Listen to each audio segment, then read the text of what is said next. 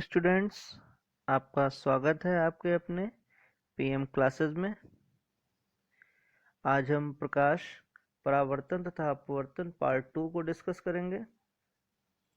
यदि आपने प्रकाश परावर्तन तथा अपवर्तन के पार्ट 1 को अभी तक नहीं देखा है तो पहले जाके उसे देख लें, जिससे कि पार्ट 2 आपको अच्छे से समझ में आ जाए। आज की कक्षा में हम समझेंगे कि दर्पण क्या होता है या कितने प्रकार के होते हैं, समतल दर्पण किसे कहते हैं, और जो समतल दर्पण हमारे पास पहले से ही उपलब्ध थे तो हमें दूसरे प्रकार के दर्पणों की क्या आवश्यकता हुई। और उसके बाद हम पढ़ेंगे गोली दर्पण किसे कहते हैं, यह कैसे प्राप्त किए जाते हैं, या कितने प्रकार के होते हैं। इन सब सवालों के जवाब आज की कक्षा में हम ढूंढेंगे। चलिए शुरू करते हैं दर्पण से।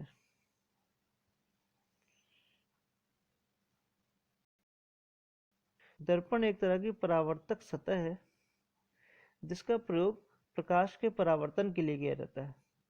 प्रकाश का परावर्तन आपको प्रीवियस क्लास में यानी कि इससे पहले वाली क्लास में बताया जा चुका है कि परावर्तन होता क्या है।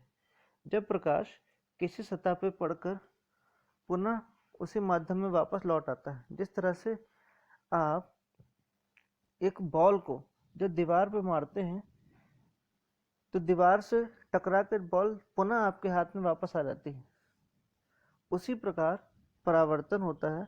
जब प्रकाश किसी चिकनी सतह से टकराता है तो पुनः लौटकर उसी माध्यम में लौट आता है, यही घटना परावर्तन कहलाती है। और जिस सतह से प्रकाश टकराता है और पुनः लौट आता है वह सतह परावर्तक सतह कहलाती है। ठीक है। यदि किसी चिकने पारदर्शी माध्यम तल के एक पृष्ठ पर कलई अथवा लाल ऑक्साइड का लेप करके दूसरे पृष्ठ को परावर्तक सतह बना दिया जाए तो यह व्यवस्था या निकाय दर्पण कहलाता है। यानी कि दर्पण कैसा होना चाहिए, आप एक ट्रांसपेरेंट मीडियम ले लीजिए। ट्रांसपेरेंट मीडियम का मीन्स पारदर्शक सतह जिससे प्रकाश आर पार जा सके। लेकिन जब प्रकाश आर पार चला जाएगा तो लौट के कैसे आएगा, हमें प्रकाश का परावर्तन कराना है, इसलिए हम उस पारदर्शक सतह के एक तरफ पेंट कर देते हैं या लाल ऑक्साइड का लेप कर देते हैं। ठीक है। इससे क्या होगा, जब प्रकाश इस निकाय पर या इस व्यवस्था पर टकराएगा तो वापस लौट आएगा, और प्रकाश के लौटने की घटना को परावर्तन कहते हैं। और यह जो व्यवस्था बन गई पारदर्शक सतह पर जब पेंट कर दिया तो यह जो पूरी व्यवस्था बनी उसी को हम क्या कहते हैं, दर्पण कहते हैं। तो दर्पण एक तरह की परावर्तक सतह है जिसका यूज किसके लिए किया जाता है, प्रकाश के परावर्तन के लिए किया जाता है। और आप सभी घरों में दर्पण का यूज करते हैं। और वो दर्पण कब खराब हो जाते हैं, जब उसका पीछे का पेंट खराब हो जाता है तो हमें उसमें प्रकाश, जो हमें उसमें अपनी छवि स्पष्ट नहीं दिखाई पड़ती। क्यों नहीं दिखाई पड़ती, क्योंकि जो प्रकाश उस दर्पण पर पड़ता है वो सारा का सारा दूसरी तरफ चला जाता है, क्योंकि पेंट उसके ऊपर से हट जाता है और वो एक माध्यम से दूसरे माध्यम में चला जाता है। जबकि हमें दर्पण से छवि तभी दिखाई पड़ सकती है जब प्रकाश का परावर्तन हो। ठीक है। तो ये समझना है कि दर्पण क्या होता है। फिर से देख लीजिए, यदि किसी चिकने पारदर्शी माध्यम तल के एक पृष्ठ पर कलई अथवा लाल ऑक्साइड का लेप करके दूसरे पृष्ठ पर परावर्तक सतह बना दिया जाए तो यह व्यवस्था या निकाय दर्पण कहलाता है। ठीक है। अब जो हम लोग अपने घरों में दर्पण यूज करते हैं उसे क्या कहते हैं, उसे हम लोग कहते हैं समतल दर्पण या प्लेन मिरर। समतल दर्पण से बनने वाले प्रतिबिंब कैसा होता है, समतल दर्पण से बनने वाला प्रतिबिंब आभासी सीधा वस्तु के आकार के बराबर होता है। ठीक है। और यदि h मीटर लंबा कोई व्यक्ति है तो उसे अपना पूरा प्रतिबिंब अगर समतल दर्पण से देखना है तो h/2 मीटर ऊंचा समतल दर्पण उससे आवश्यक होगा। ठीक है, जैसे कि अगर 2 मीटर या 3 मीटर लंबा कोई व्यक्ति है, 3 मीटर कोई लंबा व्यक्ति है, तो उसे अपनी छवि देखने के लिए करीब 1.5 मीटर लंबा समतल दर्पण की आवश्यकता होगी।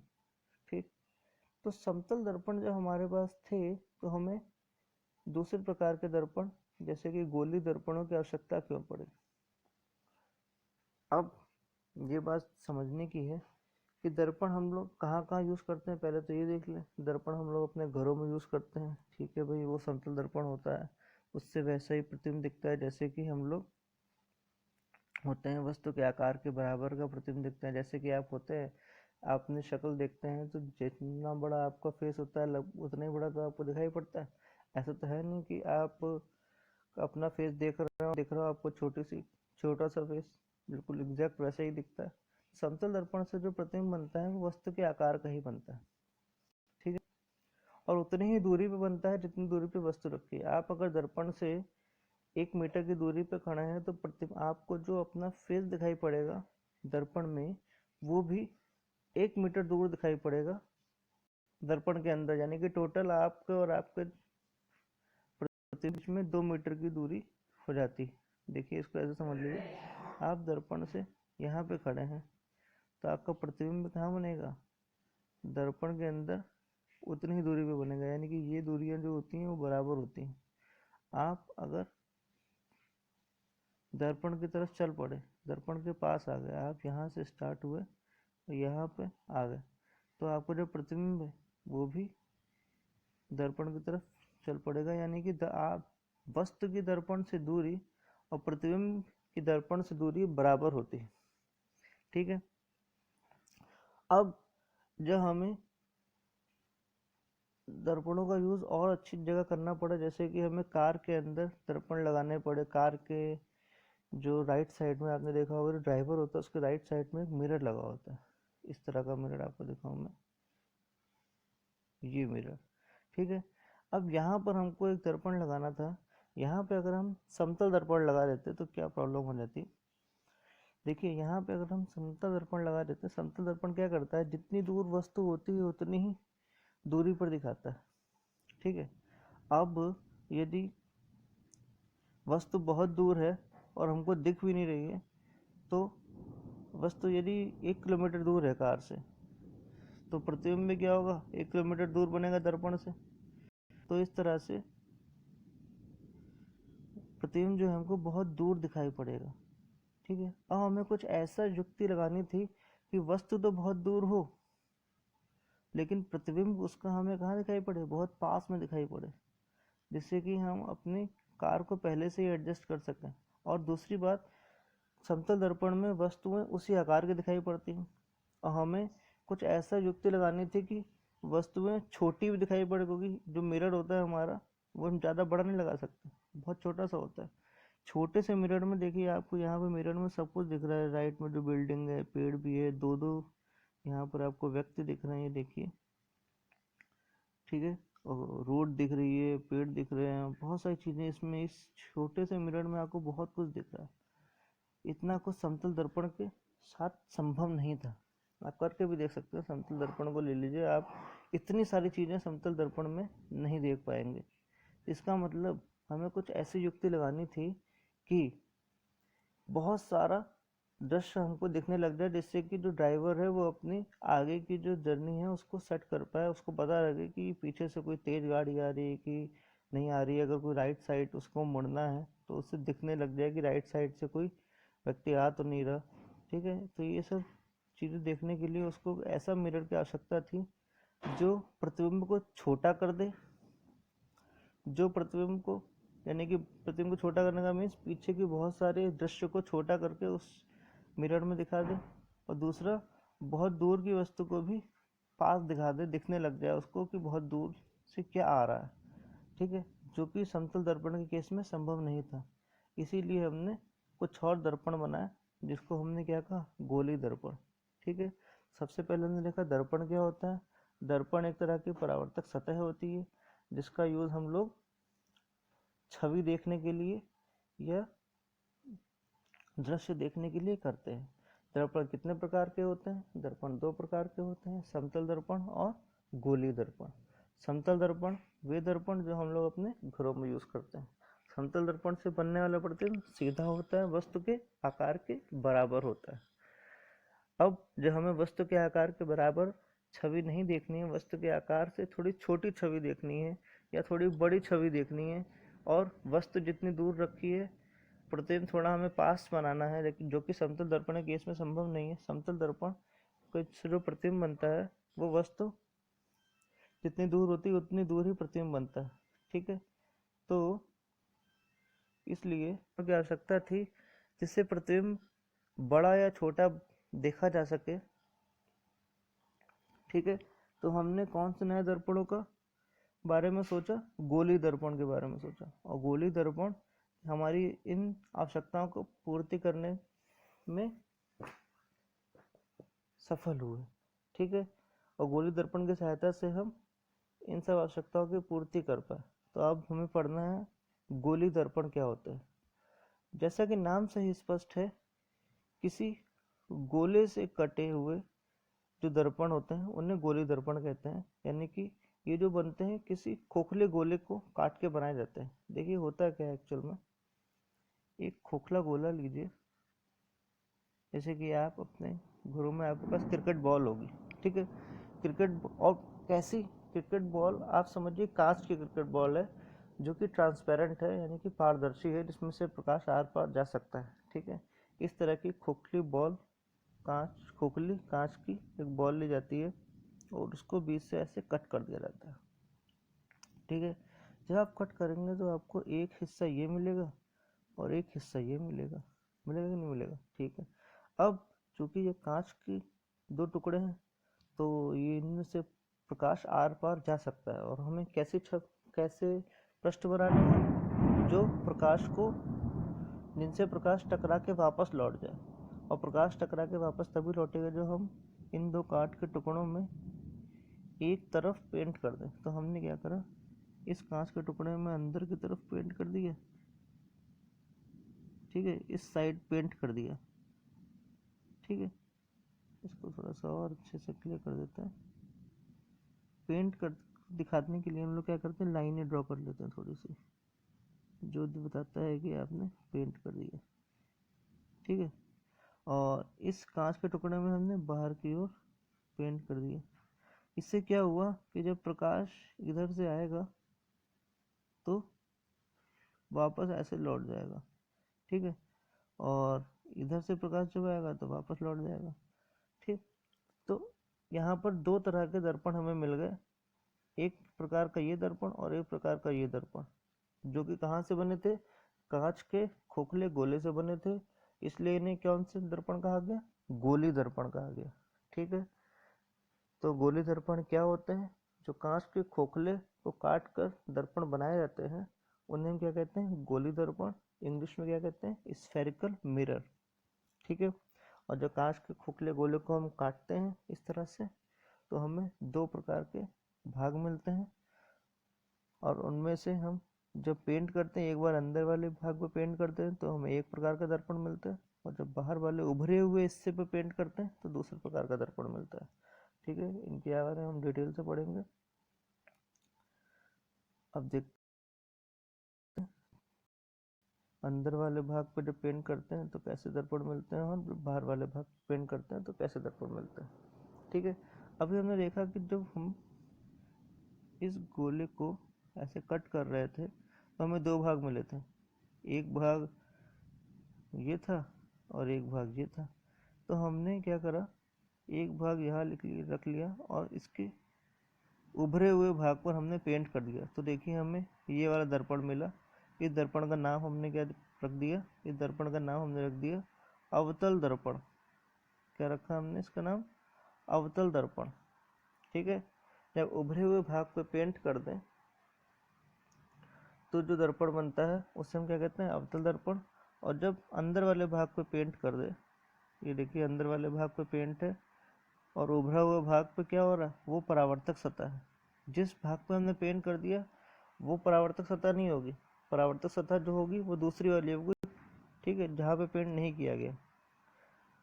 तो इस तरह से दो प्रकार के दर्पण मिले, अवतल दर्पण और उत्तल दर्पण। चलिए इनको, तो हमने क्या देखा, दर्पण कितने प्रकार के होते हैं, दो, समतल और गोली दर्पण। फिर हमने देखा गोली दर्पण कितने प्रकार के होते हैं, गोली दर्पण दो प्रकार के होते हैं, अवतल दर्पण और उत्तल दर्पण। और अवतल दर्पण क्या होते हैं समझते हैं यहाँ पर हम, कि वह गोली दर्पण, यहाँ पे इसकी परिभाषा लिखी है, वह गोली दर्पण इसका परावर्तक पृष्ठ अंदर की ओर दबा हुआ होता है। देखिए परावर्तक पृष्ठ जो है वो दबा हुआ है, ये परावर्तक पृष्ठ है इसका, ये अंदर वाला परावर्तक पृष्ठ दबा हुआ होता है, तथा परावर्तन अर्थात परावर्तन दबे हुए पृष्ठ से होता है। और इस प्रकार के दर्पण क्या कहलाते हैं, अवतल दर्पण कहलाते हैं, ठीक है। और उत्तल दर्पण क्या होता है, उत्तल दर्पण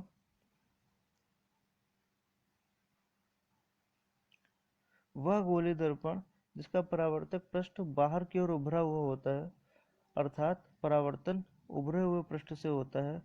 किस प्रकार के दर्पण कहलाते हैं, उत्तल दर्पण, ठीक है। तो जो हमने खोखले गोले को कट करा, दो भाग मिले, एक बार बाहर उभरे हुए भाग पे पेंट कर दिया, एक बार दबे हुए भाग पे पेंट कर दिया, और हमको दो प्रकार के दर्पण मिल गए, ठीक। एक दर्पण को हमने कहा अवतल दर्पण और एक प्रकार के दर्पण को हमने कहा उत्तल दर्पण। अब इसकी छोटी सी ट्रिक बताने जा रहे हैं कि उत्तल दर्पण अवतल दर्पण कैसे आप पहचानेंगे, उसको समझ लीजिए, आपको फटाफट याद भी हो जाएगा, आपको ज़्यादा टेंशन भी करनी पड़ेगी। देखिए क्या करते हैं हम लोग,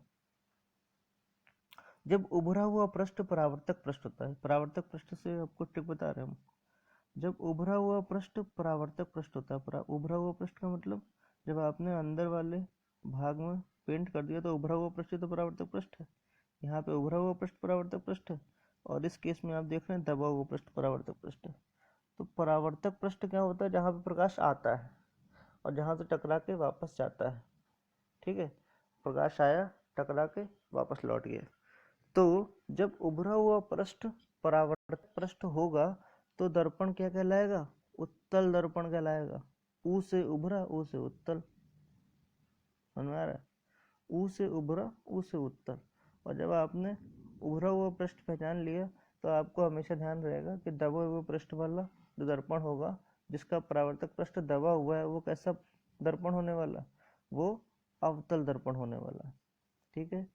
जब उभरा हुआ पृष्ठ परावर्तक पृष्ठ होता है तो दर्पण उत्तल दर्पण कहलाता है, और जब दबा हुआ पृष्ठ परावर्तक पृष्ठ होता है तो दर्पण अवतल दर्पण कहलाता है, ठीक है। यहाँ देखिए, यहाँ जो पृष्ठ है वो इसके इसमें ये जो पृष्ठ है वो उभरा हुआ है, देखिए लिखा भी हुआ है परावर्तक पृष्ठ कौन सा है, ये वाला जो कि उभरा हुआ है। तो उभरा हुआ परावर्तक पृष्ठ है, दर्पण होगा उत्तल। और दबा हुआ परावर्तक पृष्ठ, देखिए यहाँ पे परावर्तक पृष्ठ कैसा है, दबा हुआ अंदर के साइड है, तो जो दर्पण होगा वो कैसा होगा, तो दर्पण होगा हमारा अवतल दर्पण, ठीक है। तो इतना स्पष्ट हो गया होगा आपको। हम लोगों ने आज क्या क्या पढ़ा कि दर्पण क्या होते हैं। दर्पण एक तरह का परावर्तक सतह होती है जिसका प्रयोग प्रकाश के परावर्तन के लिए किया जाता है, और दर्पण के प्रयोग से हम लोग अपनी छवि देखते हैं, ठीक है।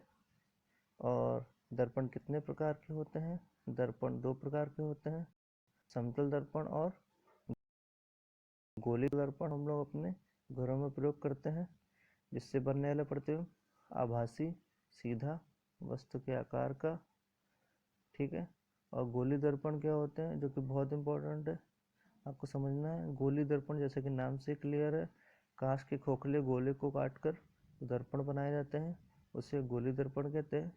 और हमने ये भी स्पष्ट किया है आपको कि जब कांच के खोखले गोले को जो हम काटते हैं, कांच के खोखले गोले को जो हम काटते हैं तो हमें दो भाग मिलते हैं, अब इन दो भागों में एक बार उभरे पृष्ठ परावर्तक पृष्ठ होता है और एक बार दबा पृष्ठ परावर्तक पृष्ठ होता है। जब उभरा पृष्ठ परावर्तक पृष्ठ होता है तो हम उसे उत्तल दर्पण कहते हैं, और जब दबा पृष्ठ परावर्तक पृष्ठ होता है तो उसे हम अवतल दर्पण कहते हैं। ठीक है, जब उभरा पृष्ठ परावर्तक पृष्ठ होता है तो उसे हम उत्तल दर्पण कहते हैं, और जब दबा पृष्ठ परावर्तक पृष्ठ होता है तो उसे हम अवतल दर्पण कहते हैं। अब आप कहेंगे सर ये परावर्तक पृष्ठ क्या होता है? परावर्तक पृष्ठ वह पृष्ठ होता है जिस पर प्रकाश पड़ता है और टकरा के वापस लौट जाता है। ठीक है, तो मुझे आशा है कि आपको सब स्पष्ट हुआ होगा। जहाँ भी आपको कोई समस्या हो, वीडियो को वहीं पॉज करिए और दोबारा सुनिए। जब आप कई बार चीज़ों को सुनेंगे और पढ़ेंगे, आपको बुक PDF फॉर्म में दे दी गई है, उस बुक को पढ़िए, इस वीडियो को सुनिए, इससे नोट्स बनाइए। जब इन सब चीज़ों को एक साथ आप करते रहेंगे तो आपको चीज़ें स्पष्ट होने लग जाएंगी। तो इसी के साथ मैं इस कक्षा को समाप्त करता हूँ। धन्यवाद।